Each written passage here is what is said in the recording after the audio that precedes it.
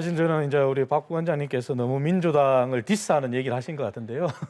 이재명 대표가 사실은 사퇴하는 게 바람직하죠. 왜냐하면은 우리가 며칠 전에 봤지 않습니까? 당무를 하루 종일 소화를 못하면서 선거법 재판을 치렀습니다.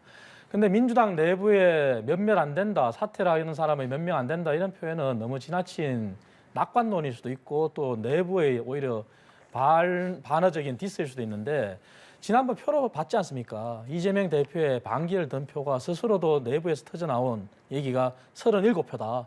그 이상일 수도 있다. 그런 얘기를 하지 않습니까? 그 얘기는 민주당의 건전한 발전 그리고 현재 처한 위기를 걱정하는 목소리가 있다는 게 자명한 사실이죠.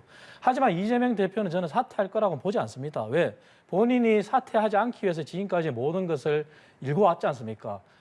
당헌 개정도 했고 그다음에 국회의원 출마도 했고 당대표 출마도 했고 그리고 지금도 본인은 무죄라고 주장하고 정치 탄압이라고 주장하지 않습니까? 하지만 결과가 어떻습니까? 결과는 당의 지지율 하락으로 떨어지고 있고 그래 당내에는 내용이 거듭되고 있고 그리고 지지자들은 이탈하고 있고 소위 말하는 개딸들 강성 세력만 존재하지 않습니까? 그것이 이재명 대표가 아무리 페이스북에 한 줄로 이러지 마라 하더라도 그분들이 안 하겠습니까? 한단 말이죠. 그래서 지금 민주당의 내부 사정은 너무 나이브하게 봐서도 안 될 것이고 그리고 이재명 대표가 지금 버틴다고 해서 버틸 수 있는 시기가 언제까지 갈지도 저는 의문이고 그리고 이재명 대표의 대선 후보를 얘기하시는데 만약에 선거법으로 1심에서 물론 3심까지 간다고 봅니다. 저는 1심에서 벌금 100만 원 이상의 형만 받아도 이재명 대표는 다음 출마의 길이 없어집니다. 그리고 당장에 민주당은 지난 대선 때 보전받았던 약 430억 원을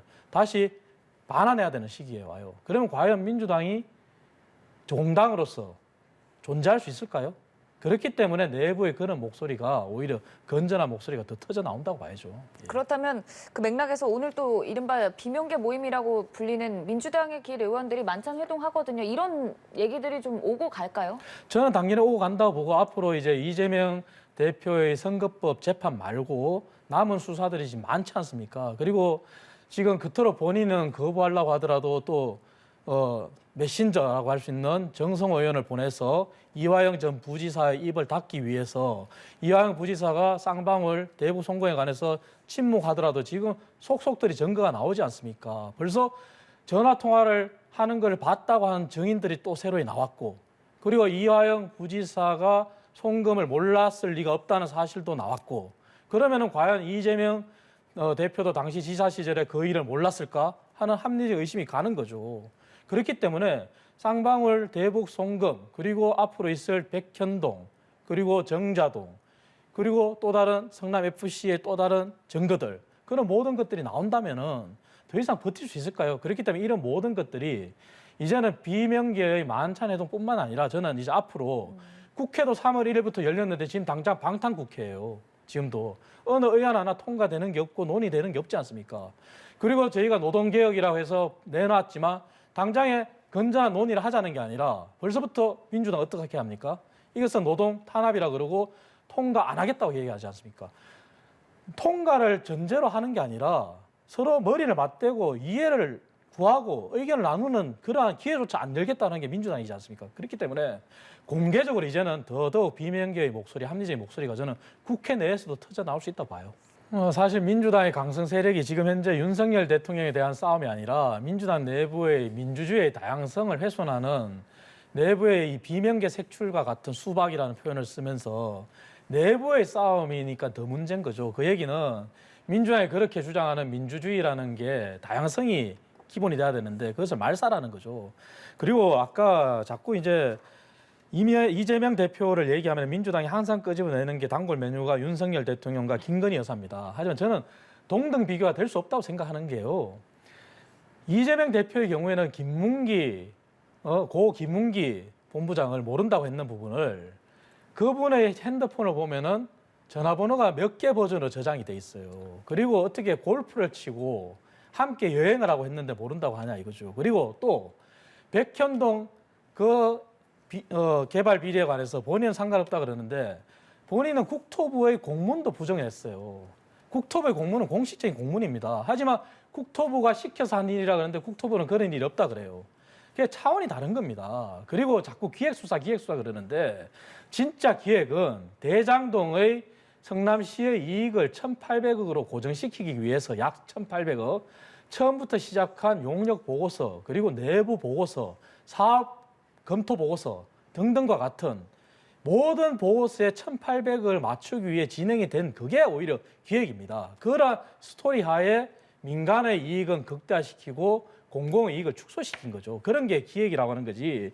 증거가 나와 있는 상황에서 어떻게 기획 수사를 하겠습니까? 그래서 그러한 정치 공세, 검찰 공화국, 검사 독재 이러한 워딩은 증거 앞에서는 저는 사실 겸손해야 된다고 생각합니다. 계속 저는 이렇게 간다고 봅니다. 왜냐하면은 건전한 비판 세력의 목소리를 못 내게 할 것이고, 그리고 한편으로는 하지 말라고 하면서도 뒤에서는 오히려 친명, 강성 세력들 또 강성 지지층들이 더 결집하는 효과를 노릴 것이고, 그것이 본인이 건재함을 보이는 길이겠죠. 그리고 윤석열 대통령이 할 일을 안 한 게 아니라 할 일을 못하게 만든 게 바로 또 이재명 대표입니다. 왜? 지속적으로 방탄국회를 열고 국민의힘이 논의하자고 하는 법들은 오히려 패스트트랙처럼 다수결의 힘에 의해서 통과시키고, 그리고 3대 개혁과 관련된 법안들은 논의조차 안 하고, 그리고 경제는 어렵다고 하지만 경제를 풀어주기 위한 조세특례 제한법이나 임시투자 세액공제 같은 그러한 법률들은 오히려 논의조차 안 하고, 이러한 것들이 지금 민주당이 하는 행태입니다. 그래서 오히려 그렇다면은 정말 일을 하게 만들어 주세요. 일을 하게 만들어 주시면은 일을 잘한다는 거 보여드릴 수 있어요. 하지만 국회가 협조 안 하고 국회가 법이 통과 안 되면은 노동개혁도 물 건너가고 연금개혁도 물 건너가고 그리고 교육개혁도 물 건너갑니다. 이 모든 게 국회 법에 관련돼 있는데 국회에서는 어떻습니까? 민주당이 본인이 원하는 법만, 그 법도 어떻습니까? 상황이 본인들이 집권했을 때는 정작 경제에 심각한 충격을 주기 때문에 안 했던 법들이에요. 그런데 그 법들을 오히려 윤석열 정부로 정부가 바뀌니까 이때다 싶어서 통과시키는 게 민주당 아닙니까? 그래서 윤석열 정부가 그럼 일을 하도록 길을 열어주시고, 그때 가서 일이 잘못됐으면 그때 심판해도 늦지 않습니다. 둘 다 번지수가 잘못된 것이요. 50억 클럽 특검 힘의 논리로 또 국회의 수의 논리로 밀어붙이면 또 통과시키겠죠. 하지만 피의자가 특검을 추천한다? 그 자체가 출발점이 맞습니까? 과거의 특검은 여야가 함께 논의를 해서 특검을 추천하는 겁니다. 그리고 특검을 추천해서 거기에 대해서 대통령이 결정하는 거예요. 하지만 이번 특검법은 피의자인 이재명 대표가 일방적으로 후보를 다 추천한다는 거예요. 그게 출발점이 맞냐 이걸 드리고 싶고, 그리고 김건희 여사 특검을 자꾸 주장하시는데요. 말씀드렸지 않습니까? 예전에 이 프로에 나와서도 몇 번 말씀드렸지만 김건희 여사의 주가 조작은 민주당 시절에 그러면 왜 못했냐 이거죠. 한마디로 말하면. 그리고 주가 조작이라 그랬는데 그렇다면은 450여 회나 정말 대주로서 또 자금을 댄 사람이 손모 씨가 매매를 했고 그 행위에 대해서도 무죄 판결이 났어요. 왜? 통정매매로 인정을 받았어요.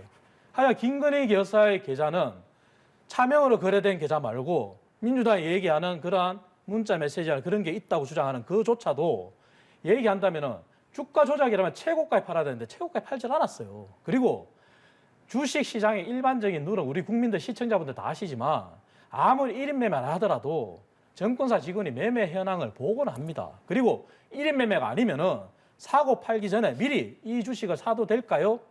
팔아도 될까요? 사전에 양해를 구하는 게 일반적인 거예요. 그런데 그런 것을 모두 부정하시고 450여 회 매매한 사람도 통정매매로 무죄가 됐는데 단지 한 차례 문자 메시지 나타났다고 해서 그것을 주가 조작이다. 과연 그것이 정상일까요? 그리고 그게 사실이었다면 왜 문재인 정부 때, 그때는 윤석열 총장도 총장 시절이 아닙니다. 그때 그럼 왜 모든 것을 못했을까요?